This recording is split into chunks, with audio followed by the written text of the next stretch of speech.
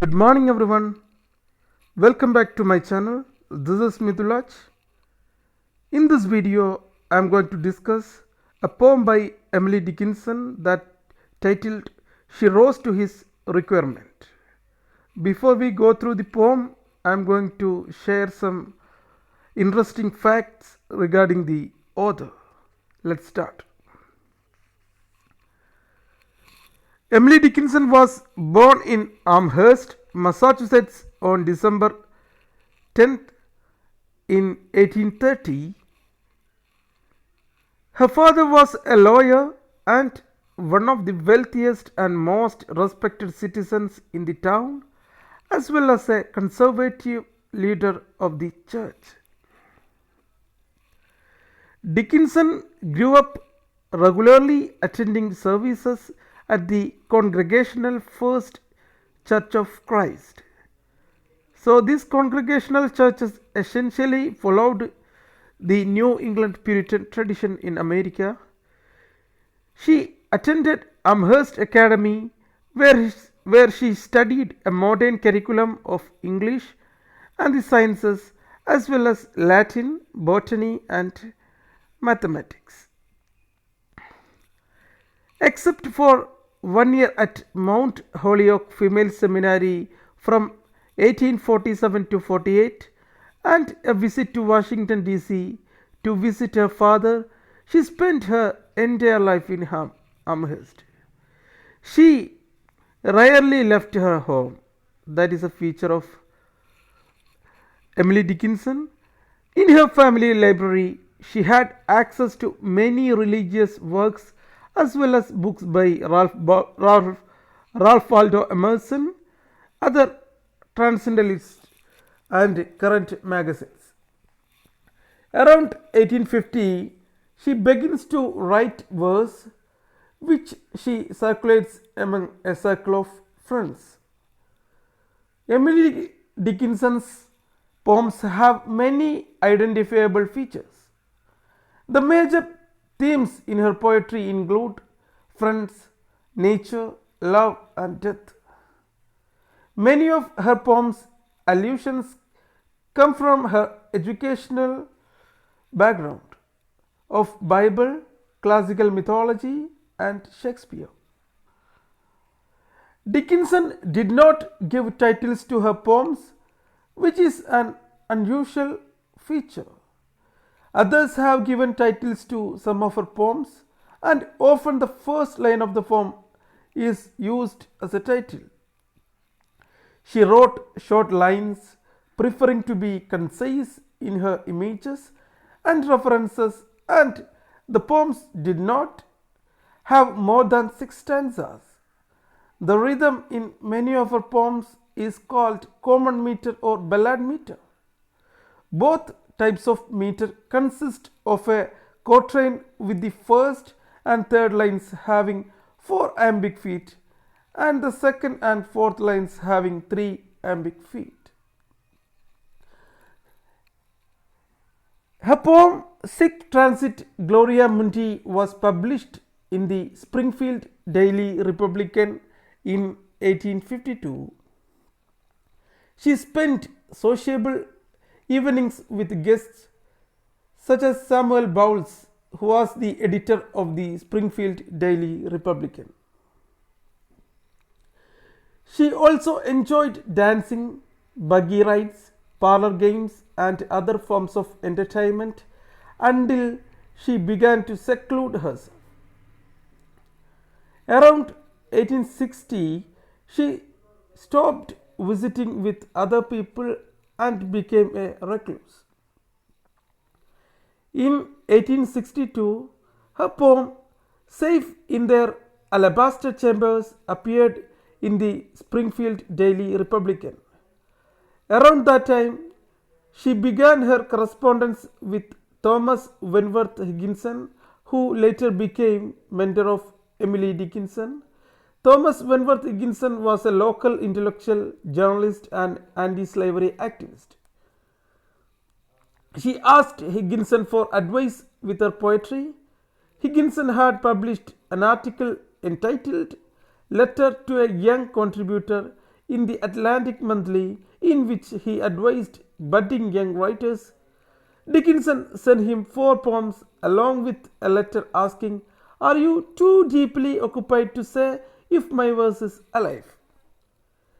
Higginson responded with much praise and gentle criticism, but he advised her against publishing her poetry because of its raw form and subject matter.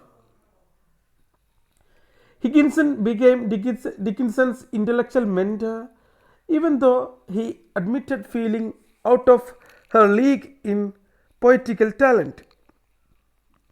After Dickinson's death, Higginson collaborated with Mabel Loomis Todd in publishing volumes of her poetry. His edition was heavily edited for conventional punctuation and form as well as content. But his edition helped Dickinson's poetry gain quick national prominence among the literary circle. While becoming more reclusive, Dickinson intensified correspondence with friends and output of poetry. Dickinson suffered from eye trouble in 1864 and 1865. The last 12 years she spent in self-imposed isolation in her parents' home. Allegedly, Dickinson dressed entirely in white and communicated only indirectly with visitors and friends from behind a folding screen or via notes and gifts in a basket she let down from her window into the garden. She spent most of these years reading and writing poetry. Her most productive period coincided with the Civil War, during which she wrote about 800 poems. She called writing poetry her business. "My business is circumference." This term is used by Ralph Waldo Emerson for the poetry.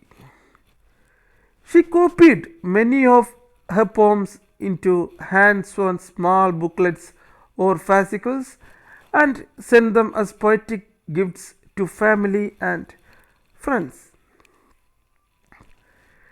Dickinson never married, although several men played an important role in her life. Lively correspondence with Benjamin Franklin Newton on literary topics of the day. She had long correspondence with Higginson, although he ultimately did not recognize the worth of her poetry. And she had close emotional bond to Charles Wordsworth, whom she had met on her journey home from Washington. Strained relationship to her sister-in-law Susan Gilbert, who was apparently the object of her desire in such homoerotic poems as "Her face was in a bed of hair." When Dickinson died in 1886 of Bright's disease, her family and friends were surprised at the amount of work she left behind. Her sister Lavinia found 40 notebooks and loose poems in a locked box in her bedroom.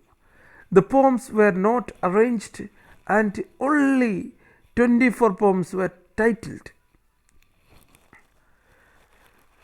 Her poems contain images and themes that are still relevant in today's world.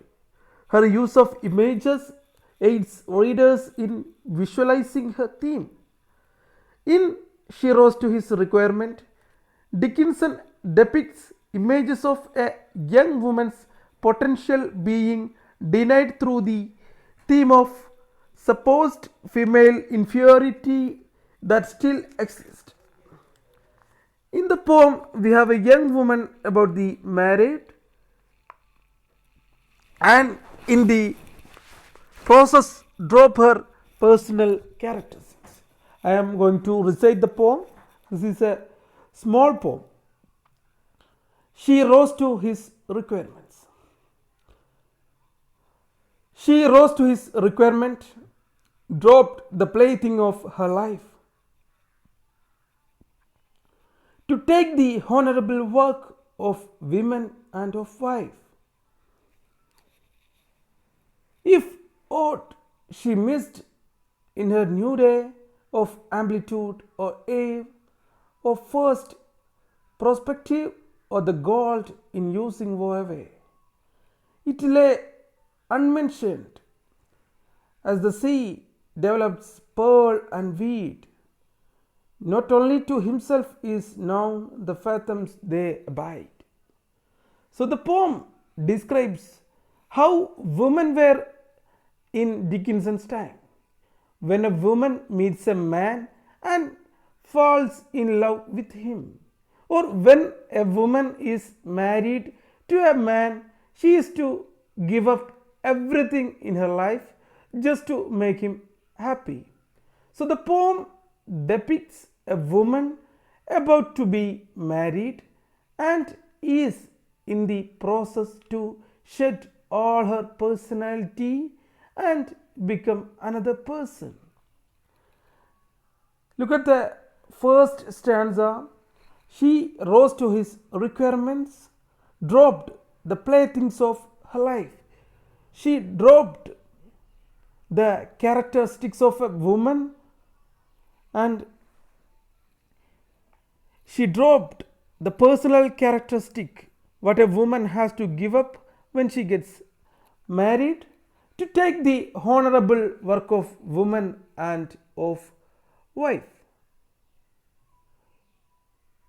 So she drops the plaything of her life in order to take up the honorable responsibility of a wife.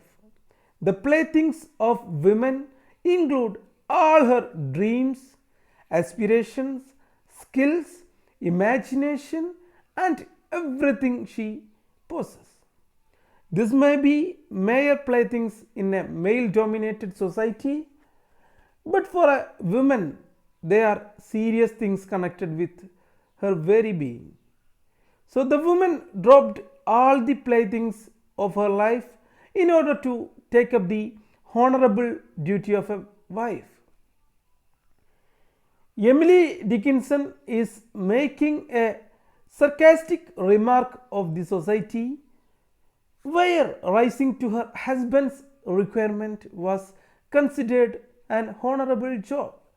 Or patriarchy always considered the job of a wife is a honorable work. So here in these lines, Emily Dickinson is making a sarcastic remark of the patriarchal society. So look at the second stanza. If aught she missed in her new day of amplitude or air or first perspective or the gold in using wore away. So the second stanza deals with the things that she loses once she takes up the duty of a wife. She loses material, spiritual potential and gold. So the society expects a complete submission on the part of the woman, whereas it neglects man's role altogether. So the woman wears a mask by fashioning herself to the norms of the society. Look at the final stanza. It lay unmentioned as the sea develops pearls and weed, but only to himself is known the fathoms they abide. So the image of pearl and weed in the poem is very much significant. Her own dreams and desires are unmentioned as the sea develops pearl and weed. So the woman's virtues are compared to the pearls and weeds under the sea. So the fathoms they abide are known to her husband alone. Himself can mean husband or God. It is God alone who realizes the depth of her emotions and her silence. So, this is all about the poem, and we can analyze this poem in a feminist manner, then only it is able to understand the poem. So, this is all about the poem. Thank you.